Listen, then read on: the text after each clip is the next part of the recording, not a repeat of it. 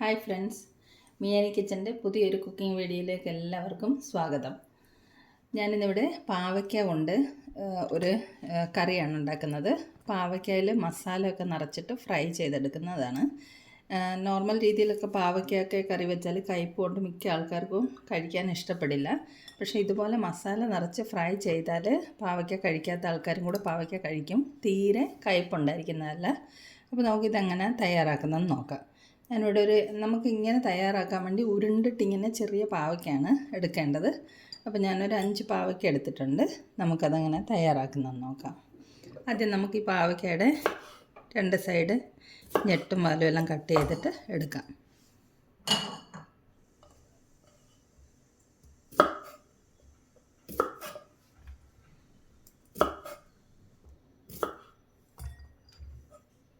കറുപ്പ് കളറുള്ള പാവയ്ക്കാകുമ്പോൾ പൊതുവെ കയ്പ്പ് കൂടും. വെളുപ്പ് കളറുള്ള പാവയ്ക്കാണെങ്കിൽ നമുക്ക് അധികം കയ്പ്പ് തോന്നില്ല. അപ്പോൾ ഇത് കട്ട് ചെയ്തു. ഇനി ഇത് നമുക്ക് കീറിയിട്ട് ഇതിനകത്തെ കുരുവെല്ലാം എടുത്ത് കളയാം. ഇങ്ങനെ ഇതിനകമൊക്കെ ക്ലീൻ ചെയ്തെടുക്കാം. കുറേ രീതിയിൽ ഇത് ഉണ്ടാക്കും കേട്ടോ. ഇതിൻ്റെ പുറത്തെ മുള്ളൊക്കെ ചെത്തി കളഞ്ഞിട്ട് മസാലയിൽ അതും കൂടെ ചേർത്തിട്ട് വഴറ്റി അങ്ങനെയൊക്കെ ഉണ്ടാക്കും. പക്ഷെ ഞാനിപ്പോൾ ഇത് വേറൊരു രീതിയിലാണ് ഉണ്ടാക്കുന്നത്. മുള്ളൊന്നും കളയാതാണ് ഞാൻ ഉണ്ടാക്കുന്നത്.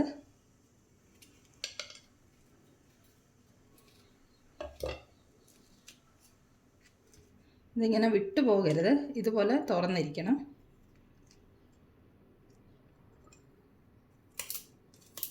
പാവയ്ക്ക ഇത്രയും ചെറുതാണെങ്കിലും നല്ല മൂത്ത പാവയ്ക്ക, കുരുവൊക്കെ നല്ല വിളഞ്ഞ കുരുവാണ്.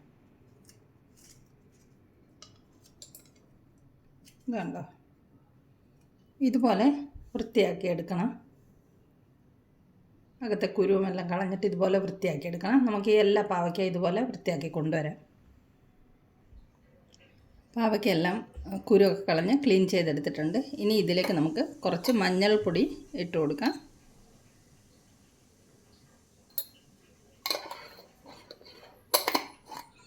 കുറച്ച് ഉപ്പിട്ട് കൊടുക്കാം. 1 സ്പൂൺ ഉപ്പ്. ഇത് നല്ലതുപോലെ ഉപ്പും മഞ്ഞൾപ്പൊടി പാവയ്ക്കയിലൊക്കെ ഒന്ന് തേച്ച് പിടിപ്പിക്കാം. ഇതിൻ്റെ അകത്തൊക്കെ നല്ലതുപോലെ തേച്ച് പിടിപ്പിക്കാം. ഇത് ഉപ്പും മഞ്ഞളും പുരട്ടിയിട്ട് നമുക്കൊരു 15 മിനിറ്റ് ഇതിനെ റെസ്റ്റ് ചെയ്യാൻ വെക്കണം.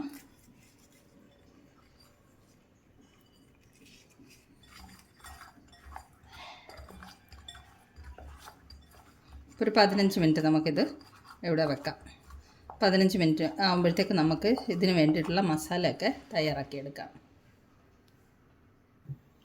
നമുക്ക് പാവയ്ക്കാൽ നിറയ്ക്കാനുള്ള മസാല തയ്യാറാക്കാൻ വേണ്ടിയിട്ട് ഒരു പാൻ അടുപ്പത്ത് വെച്ചിട്ടുണ്ട്.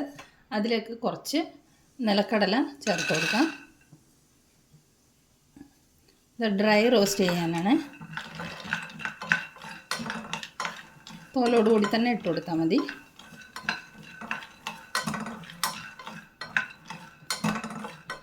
ഇത് നമുക്കൊന്ന് റോസ്റ്റ് ചെയ്തെടുക്കാം.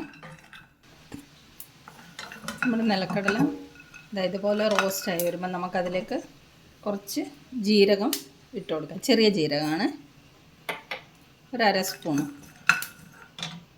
അതിൻ്റെ കൂടെ തന്നെ നമുക്ക് പെരിഞ്ജീരകം ഒരു 1/2 സ്പൂണ് ചേർത്ത് കൊടുക്കാം.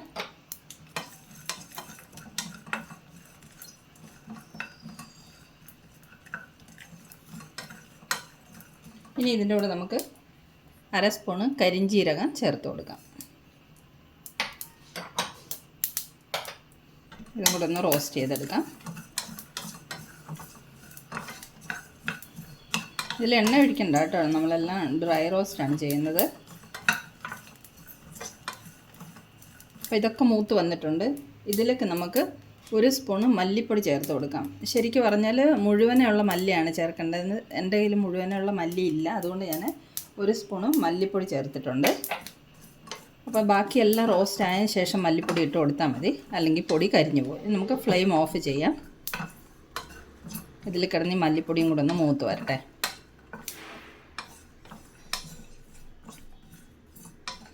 അപ്പോൾ ഇതിനെ നമുക്ക് തണുക്കാൻ വെക്കാം. തണുത്തതിന് ശേഷം ഇതൊന്ന് നമുക്ക് തരിതരിപ്പായിട്ട് പൊടിച്ചെടുക്കണം. ഇവിടെ ഇരുന്ന് തണുക്കട്ടെ. നമ്മുടെ പാവയ്ക്ക ഉപ്പും മഞ്ഞൾപ്പൊടിയും പുരട്ടി വെച്ചിട്ടൊരു 10-15 മിനിറ്റ് ആയിട്ടുണ്ട്. ഇതിനെ ഇനി നമുക്ക് വാഷ് ചെയ്തെടുക്കാം.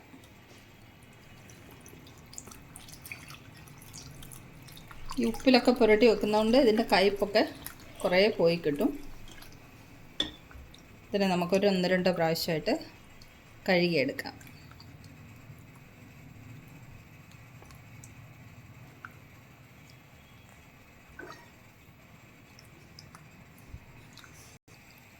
ഒന്നും കൂടെ കഴുകാം. ഈ പാവയ്ക്ക കൊണ്ടുവന്ന സമയത്ത് തന്നെ ഞാൻ ഉപ്പുവെള്ളത്തിലിട്ട് ഓൾറെഡി കഴുകി വെച്ചിരുന്നതാണ്. വെജിറ്റബിളൊക്കെ കൊണ്ടുവരുമ്പോൾ ഞാൻ എല്ലാം കൂടെ ഒന്നിച്ച് ഉപ്പുവെള്ളത്തിലൊക്കെ ഇട്ട് കഴുകി സൂക്ഷിക്കുന്നതാണ്. അപ്പോൾ ഒന്നും കൂടെ കഴുകിയെടുക്കാം.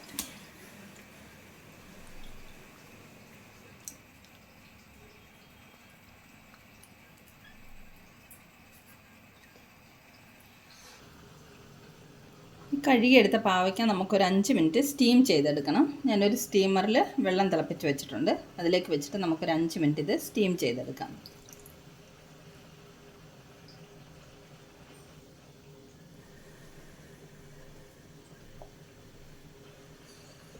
അടച്ചു വെക്കാം.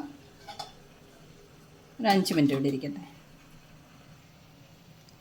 പാവയ്ക്ക സ്റ്റീമായി വരുമ്പോഴേക്കും നമുക്കിത് പൊടിച്ചു കൊണ്ടുവരാം. ഇത് തണുത്തിട്ടുണ്ട്. ഇത് നമുക്കൊരു മിക്സിയുടെ ജാറിലേക്ക് ഇട്ടിട്ട് തരിതരിപ്പായിട്ട് പൊടിച്ചു കൊണ്ടുവരാം.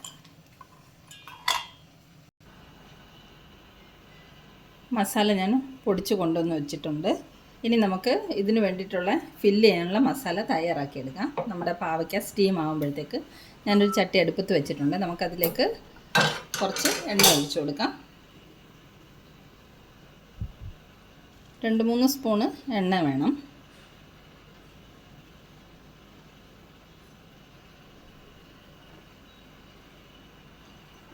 എണ്ണ ഒന്ന് ചൂടായി വരട്ടെ. എണ്ണ ചൂടായിട്ടുണ്ട്. അതിലേക്ക് നമുക്ക് ഒരു സവാള അരിഞ്ഞു വെച്ചത് ഇട്ട് കൊടുക്കാം.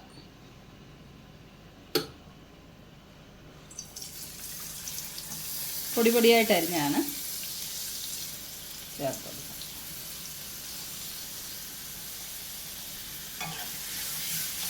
ഉള്ളി ആദ്യം ഒന്ന് വഴറ്റിയെടുക്കാം.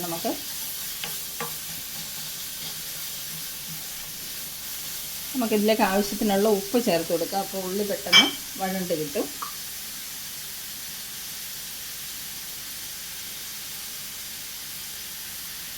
ഒരു 1/2 സ്പൂണിൻ്റെ അടുത്തേക്ക് ഉപ്പ് ചേർത്ത് കൊടുക്കുന്നുണ്ട്.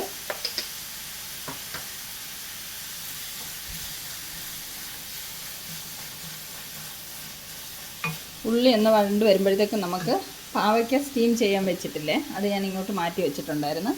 അത് സ്റ്റീം ആയിട്ടുണ്ട്. ഇത് നമുക്ക് എടുത്ത് മാറ്റാം ഫ്ലെയിം ഓഫ് ചെയ്തിട്ട്.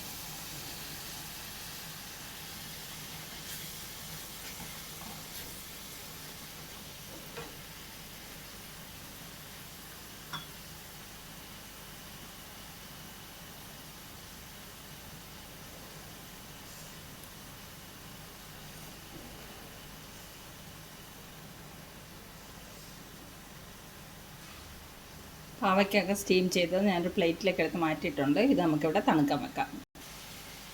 ഉള്ളി വാടി വന്നിട്ടുണ്ട്. അതിലേക്ക് നമുക്ക് 1/2 സ്പൂണ് മഞ്ഞൾപ്പൊടി, 1.5 സ്പൂണ് മുളക് പൊടി, 1 സ്പൂണ് മാങ്ങ, പച്ചമാങ്ങ ഉണക്കി പൊടിച്ചതാണിത്, ആംചൂർ പൗഡർ എന്ന് പറയും.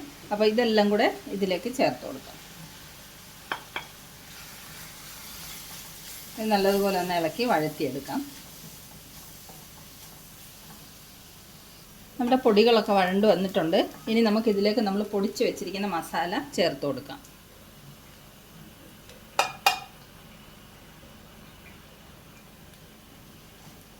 കരിഞ്ജീരകമൊക്കെ ഇട്ടുകൊണ്ടാണ് കേട്ടോ മസാലയ്ക്ക് ഒരു കറുപ്പ് കളർ കാണുന്നത്. ഇതും കൂടെ നല്ലതുപോലെ ഇളക്കി വഴറ്റിയെടുക്കാം. ഇത് നമ്മൾ ഓൾറെഡി റോസ്റ്റ് ചെയ്ത് പൊടിച്ചായതുകൊണ്ട് അധികം സമയമായിട്ട് വഴറ്റേണ്ട ആവശ്യമില്ല. ഒന്ന് മിക്സ് ചെയ്തെടുത്താൽ മാത്രം മതി. 2 മിനിറ്റ് കൊണ്ട് മസാല റെഡിയായി കിട്ടും. ഈ സമയത്ത് നമുക്ക് മസാലയിൽ ഉപ്പൊന്ന് ടേസ്റ്റ് ചെയ്ത് നോക്കിയിട്ട് ഉപ്പ് കുറവാണെങ്കിൽ ഉപ്പ് ചേർത്ത് കൊടുക്കണേ. 2 മിനിറ്റ് ഇതൊന്ന് വഴറ്റിയെടുക്കാം. നമ്മുടെ മസാലയൊക്കെ റെഡി ആയിട്ടുണ്ട്. നമുക്കിനി ഫ്ലെയിം ഓഫ് ചെയ്യാം. ഇതൊരു 5 മിനിറ്റ് തണുക്കട്ടെ.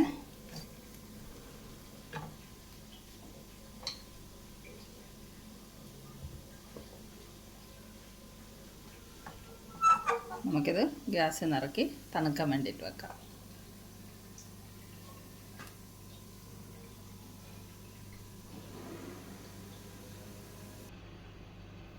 നമ്മുടെ മസാലയൊക്കെ തണുത്ത് വന്നിട്ടുണ്ട്. ഇനി നമുക്ക് ഇത് പാവയ്ക്കയിലേക്ക് മസാല നിറച്ച് കൊടുക്കാം. ഓരോ പാവയ്ക്ക എടുത്തിട്ട് കൈ കൊണ്ടോ സ്പൂണ് കൊണ്ടോ എങ്ങനെ വേണമെങ്കിലും ഇതിലേക്ക് നമുക്ക് മസാല നിറച്ച് കൊടുക്കാം.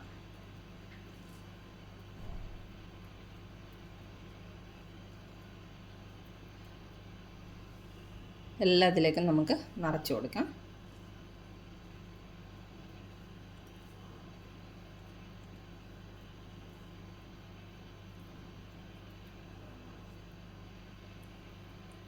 എല്ലാം നമുക്കിതുപോലെ നിറച്ച് കൊണ്ടുവരാവേ. പാവയ്ക്കയിലെല്ലാം മസാല നിറച്ച് റെഡിയാക്കി വെച്ചിട്ടുണ്ട്. ഇനി ഇത് നമുക്ക് ഫ്രൈ ചെയ്തെടുക്കാവേ. പാൻ അടുപ്പത്ത് വെച്ച് ഒരു 3 സ്പൂൺ എണ്ണ ഒഴിച്ചിട്ടുണ്ട്. എണ്ണ ചൂടായിട്ടുണ്ട്. നമുക്കിനി പാവയ്ക്ക അതിലേക്ക് വെച്ച് കൊടുക്കാം.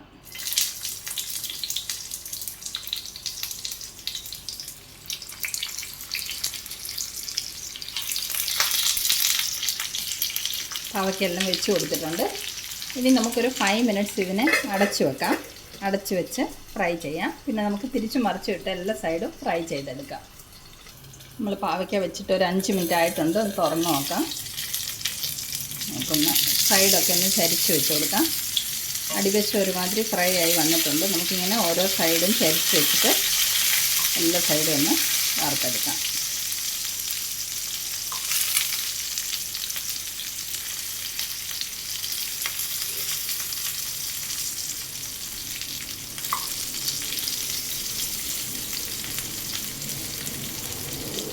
വീണ്ടും നമുക്കൊരു 5 മിനിറ്റും കൂടെ അടച്ചു വെക്കാം. ഇടയ്ക്കിടയ്ക്കൊന്ന് തിരിച്ച് മറിച്ചൊക്കെ വെച്ച് കൊടുക്കാം. നമ്മുടെ പാവയ്ക്കാൻ തുറന്ന് നോക്കാം. ഞാൻ എല്ലാ സൈഡും തിരിച്ച് മറിച്ചിട്ട് എല്ലാ സൈഡും ഫ്രൈ ആക്കി എടുത്തിട്ടുണ്ട്. നല്ലതുപോലെ ഫ്രൈ ആയി വന്നിട്ടുണ്ട്. നമുക്ക് ഫ്ലെയിം ഓഫ് ചെയ്യാം. ഓഫ് ചെയ്തിട്ട് നമുക്കൊരു പ്ലേറ്റിലേക്ക് മാറ്റാം. ഇത് കണ്ട എല്ലാ സൈഡും ഞാൻ നല്ലതുപോലെ ഫ്രൈ ചെയ്തെടുത്തിട്ടുണ്ട്. ഇതെല്ലാം നമുക്ക് പ്ലേറ്റിലേക്ക് മാറ്റി കൊണ്ടുവരാം.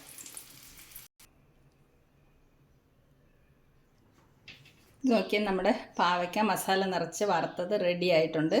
നല്ല ടേസ്റ്റാണ് ഇതിന് കേട്ടോ. ഒട്ടും നമുക്ക് പാവയ്ക്കയുടെ കയ്പ്പ് അറിയില്ല. ചപ്പാത്തിയുടെ കൂടെ കൂട്ടി കഴിക്കാൻ വേണ്ടിയിട്ട് നല്ലൊരു ഡിഷാണ്. അതുപോലെ ചോറിന് കൂടെ സൈഡ് ഡിഷായിട്ടും കഴിക്കാൻ പറ്റും. നല്ല ടേസ്റ്റി ആയിട്ടുള്ളൊരു കറിയാണ്. അപ്പോൾ ഇതുപോലെ പാവയ്ക്ക ഒന്നും കയ്പ്പ് കാരണം കഴിക്കാൻ ഇഷ്ടപ്പെടാത്തവർ ഇതുപോലെ തയ്യാറാക്കി കഴിച്ച് നോക്കണം. എല്ലാവർക്കും ഇഷ്ടപ്പെടും. വീണ്ടും നമുക്ക് സിമ്പിൾ റെസിപ്പിയുമായി മിയാനി കിച്ചണിൽ കാണാം. Thanks for watching video. By.